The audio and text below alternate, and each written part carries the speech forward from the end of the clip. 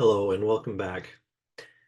This video serves as an introduction to the world of online security and safety. As we spend more and more of our days connected, it's crucial we understand how to keep ourselves safe online. The purpose of today's video is to address the mindset of why online security is important.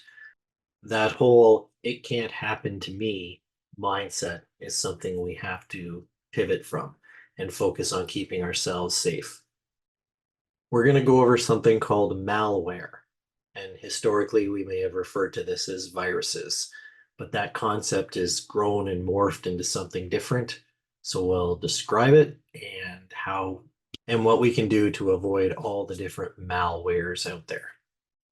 We'll talk about antivirus software, and is that something that you actually still need to be paying for? Finally, we're going to talk about your browser history and why it's important to be clearing it on a regular basis. We'll talk about what cookies are, what your cache folder is, and how you go about deleting these files and why it's so important to do it on a regular basis. So to get started, we're going to put a few of these misconceptions to rest. And the first being that cyber attacks really aren't that harmful. With how deeply digital technology is interwoven into our everyday life now, there are many instances where online activity can have a real impact on real world functioning. For instance, if your banking information is compromised, other people can be using your money and putting you into debt. Or if someone's able to steal your identity, they may be able to do something embarrassing or illegal that could have serious implications. Online bullying and harassment can be just as psychologically damaging as if it's happening in person. And given the number of platforms we have available to us now through email or social media accounts, websites, chat rooms, etc., the risk of being a victim is greater than ever. So maintaining your safety while online is something everybody needs to take seriously. Secondly, you may feel that other people are responsible for keeping you safe while online. And yes, while it's true that websites and computers have built-in safety features, the people looking to commit crimes know where the cracks are and they know how to exploit them. Finally, you might think you're not big enough to be considered a target. Because the internet offers anonymity and the ability to spread misinformation very quickly, online attacks are a very attractive options for people looking to do harm. It's easier for a cyber criminal to take $20 from 50,000 people who assume they're not important enough to be a target compared to taking $1 million from a company who puts in strong security measures because they know they'll be a target. Everybody is at risk. Cyber criminals don't care who you are, what your background is, your financial situation. They're after one thing, and that's why it's important for you to do what you can to keep yourself safe. Thankfully, keeping yourself safe isn't that complicated. There are some general safety tips here that everybody is capable of doing. First off, and probably the most important, is to keep your technology updated. When your phone or your laptop or your Chromebook wants to install some sort of an update, do so. When your apps need to update, allow that to happen. 90% of the time, the updates that your apps or your devices are doing are security updates. The people who design these applications have identified some hole in their security system, and they're sending out patches for updates to prevent cyber criminals from taking advantage of these holes. So keep your devices updated. If you use an iPhone, updates do happen automatically. If you're an Android phone user, sometimes you have to search to see if updates are available. Logging into the App Store or the Google Play Store Every once in a while, we'll refresh the list of apps in need of updating, and make sure you do that maybe on a monthly basis, just to make sure everything is currently as updated as it can be. The second tip is good password management, making sure your devices are password protected, making sure that you're not using the same password for everything. I appreciate it can be complicated to remember every password for every website you use. There are password manager apps that you can use to help you keep track of your passwords if you have a hard time remembering them. If you find yourself on a website that looks a little suspicious, or you receive a text message or an email that looks a little fishy, it's best to delete these things or leave the web pages. Some things to look for include websites or messages that are riddled with spelling mistakes, emails that offer you deals that are too good to be true, anything that's threatening, or anything that is unsolicited. If someone out of the blue is offering you assistance with a problem you're having, or claiming they can fix your computer because it's riddled with viruses, these are a form of malware, which we're going to get into. If you're using a public computer, maybe a computer at the library or an internet cafe, it's very important that you log out of anything that you logged into so that your information doesn't stay there for the next person to come along and access. The same goes for when you access public Wi-Fi on your computer or your mobile device. If you're sitting at the coffee shop and they offer free Wi-Fi, this is not a time to do any banking or engage in private conversations. Anybody who's attached to that public Wi-Fi can access your information should they want to. If you need to do online banking, log out of the public Wi-Fi and go on your data and do it that way. It is much more secure. Or log into a Wi-Fi network that has a password. So your home Wi-Fi, the Wi-Fi network at MindForward, anything that is password protected is much safer than public. Backing up information and files is another good practice. We have cloud computing. We can back up our information into the cloud. You can also back up your files onto a USB drive or the hard drive on your computer at home. Should something happen to your device, it's always good to have those files saved somewhere else just in case. And finally, another safety tip that we often forget about is to restart our devices every once in a while.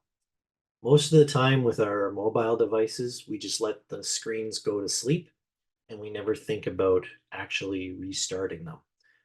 Often when we do these updates, our phones have to be restarted before the updates take effect.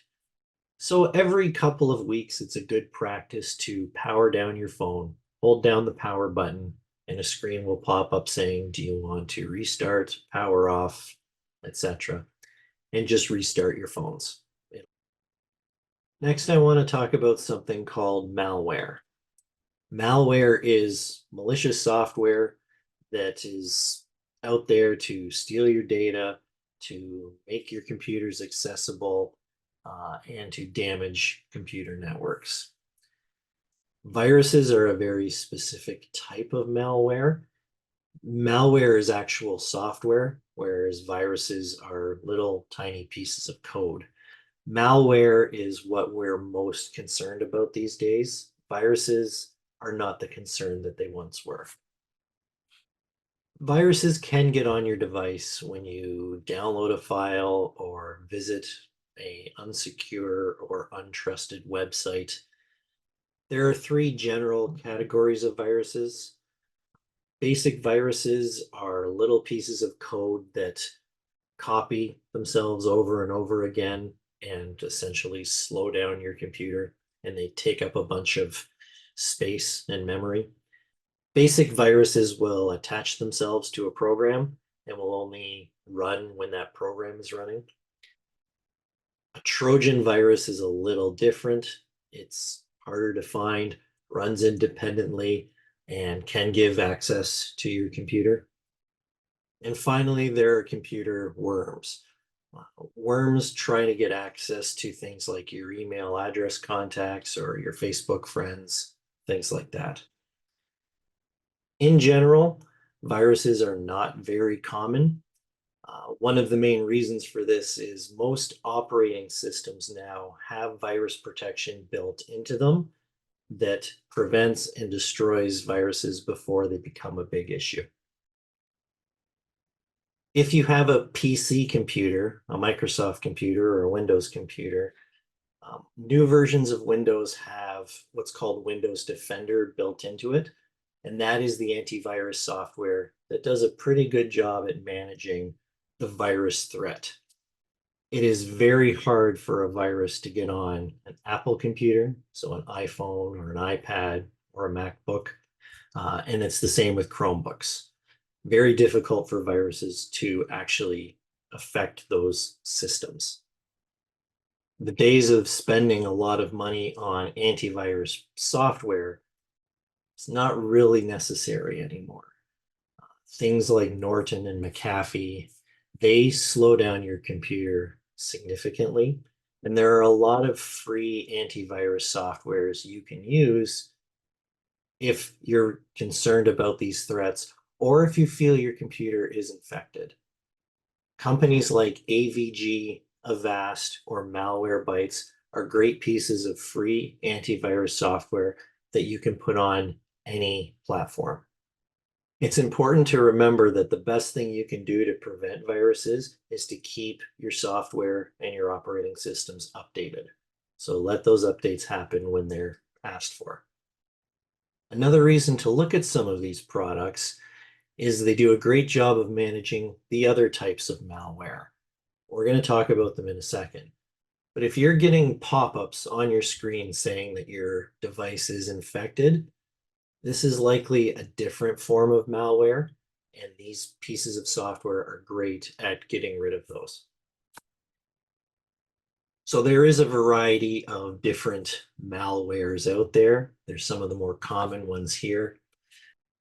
Adware is used to display advertising materials to you. So if for no reason there are pop-ups showing ads all over your screen, this is an example of adware being on your machine. Spyware is a little more sinister in that its purpose is to try and obtain some of your data and send it elsewhere. Bloatware is a type of software that is installed on your device, and it's really just there to take up space. It's software that you don't want, and sometimes it's difficult to get rid of. Android devices do suffer from this quite a bit. It may not be evil in nature, but it is there taking up space and taking up resources on your device. Finally, scareware is designed to trick you into buying something or downloading something that you may not want. A lot of these pop-ups that tell you your computer is infected and you need to click here for a free scan, or you need to call this number, these are examples of scareware. For most of these examples of malware, you can correct them by managing your internet history and internet cache file. And I'm going to show you how to do that at the end of this video.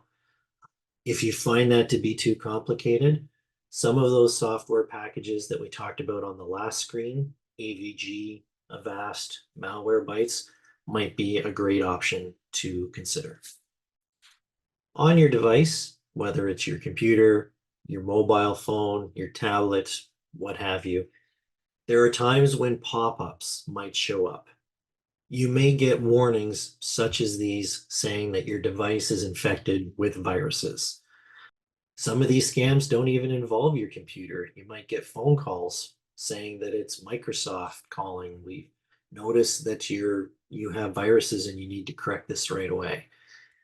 If you were to click on one of these ads, it'll request that you pay some money, or a phone call might speak to someone asking you for your credit card information or to transfer the money.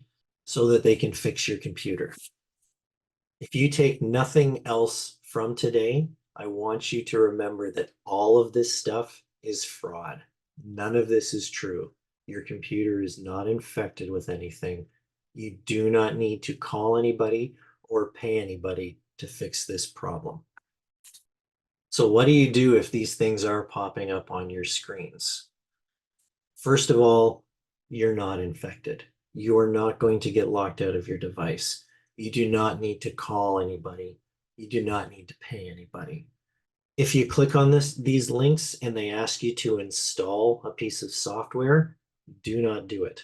I'm going to show you on the next slide what the software is, and you do not want to download and install anything from them. If you are getting these pop-ups, there's one of two things you're going to do. Number one, you want to clear your internet search history and your internet cache file. There's a video at the end of this showing you how to do that. Almost always, these little pop-ups exist in your cache file. It's a little piece of code saying, every once in a while, throw this pop-up onto the screen. You delete your cache file, you delete the piece of code with this pop-up on it, and it's gone from your computer. You won't have them come up again. If you're unable to clear your cache file, download one of these anti-malware programs like AVG. Run the software. It will clear the cache file for you and will scan your phone just to make sure there aren't any actual threats on there. If you have fallen for one of these pop-ups and maybe you've called the number and paid someone to fix your computer, or you've clicked on a link and downloaded a piece of software, first of all, don't feel bad about it. Scamming is a multi-billion-dollar industry and it targets everybody. The good news is your device can be saved, the damage can be mitigated. Don't answer their phone calls. Delete any software that they may have installed on your computer. There are services available through your local police department and Canada Anti-Fraud that are available to help you if you have fallen for one of these. Tech support scams will often want you to install a piece of software so they can help you. And the most common pieces of software they ask you to install are remote access software.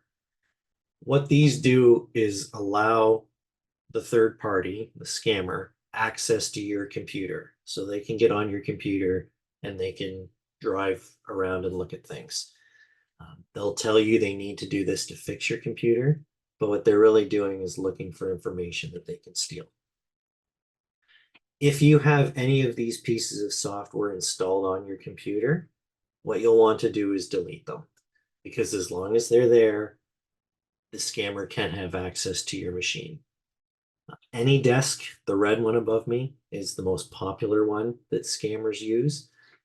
And on the bottom bar of your screen, in the corner where the time and the date is, there's usually a bunch of little icons of various programs that you have running and available. If the two red diamonds appear down there, that's where AnyDesk is. So if you have software like this installed, you'll want to go and delete it. If you can't figure out how to delete this software off your computer, talk to somebody who can help you, whether it's a friend, a family member, someone at MindForward. Until that time comes when you can get these pieces of software off your machine, don't do anything that you would want people seeing. So don't access your bank account from your computer if these pieces of software are on there. So finally, I want to spend a few minutes talking about your internet history, how you manage it, how you delete that history, how to delete cache files, and all the information that the internet stores every time you surf the web. Your internet history is made up of three main things. You have your browsing history, which is just a list of all of the websites that you've gone to. You have what's called the cache file. And this is a file of all of the graphics and all of the animations and sound clips and anything else that appears on your screen when you go to a website. The theory is if you're going to the same website over and over again, it's much easier to display those graphics for that site from your computer rather than download it every single time. The other part of our browsing history is called cookies. And cookies are a list of any information that you have entered in on a website. So if you have put in passwords or put in banking information, that is all saved as a cookie. So why is it important to remove your internet history? Well, for one, it protects your identity and it protects your information from anyone else who may be using your computer or anybody who can get access and knows where to look. Removing it also keeps your computer running smoother.